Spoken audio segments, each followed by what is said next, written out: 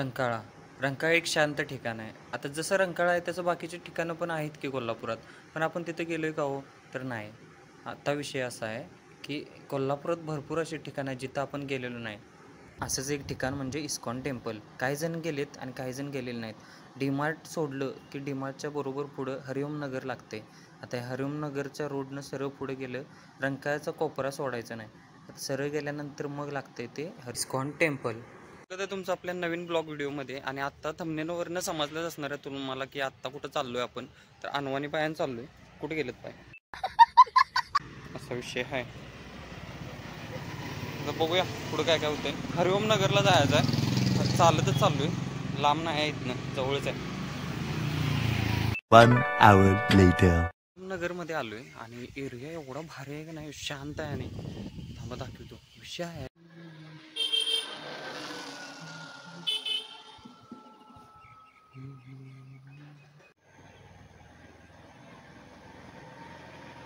पुरात एवढं सगळे एरियाज बघितलेत, एवढं भारी आहे की नाही. तर हरिओम नगरमध्ये शांत वाटते. दुसरं म्हणजे की किरकिर नाही, वाहनांची कटकट नाही आहे. आणि एवढ्या हळूहळू बोलण्याचं कारण आहे की इथली शांतताच. माझा आवाज सगळ्यात जास्त वाटतो बोलल्यानंतर. अरे कहना क्या चाहते हो? स्वागत आहे तुमचं इस्कॉन टेम्पलमध्ये. हा जो दिसतोय तो आहे एंट्रन्स. तर असा विषय आहे की एंट्रन्स नंतर आत गेल्यानंतर पूर्ण एक इमारतच आहे आणि आत भगवंतांची मूर्ती आहे. आता इथं देवाचं दर्शन घेण्यासाठी सगळीच लोक गेलेली नाहीत असं मी स्टार्टिंगलाच म्हटले. आता का म्हटले तर काही लोक आस्तिक असतात तर काही लोक नास्तिक असतात, म्हणून तर ते म्हटलेलं.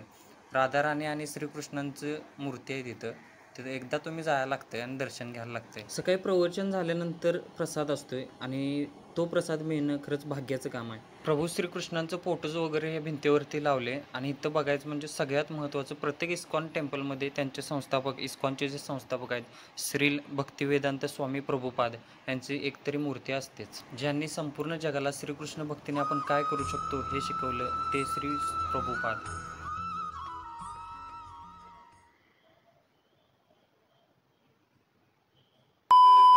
तर भावांना वाजले आता किती माहिती, 10 वाजले.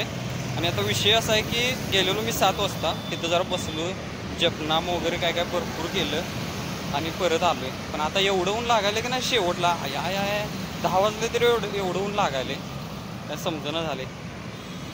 पाय पण लय भाजालेत. तर व्हिडिओला लाईक करा, शेअर करा. कॅमेरा वरती धरत नाही कारण विषय काय झाला आहे, वरती धरला की सगळी बघतात. लाजायचा प्रश्न नाही आहे, तर विषय काय माहिती, सुरुवात आहे अजून. मोबाईल पडायचा पिडायचा, हप्ता पेटायचा आहे अजून, त्यामुळं मोबाईल वर धरलेला नाही. चला तर व्हिडिओला लाईक करा.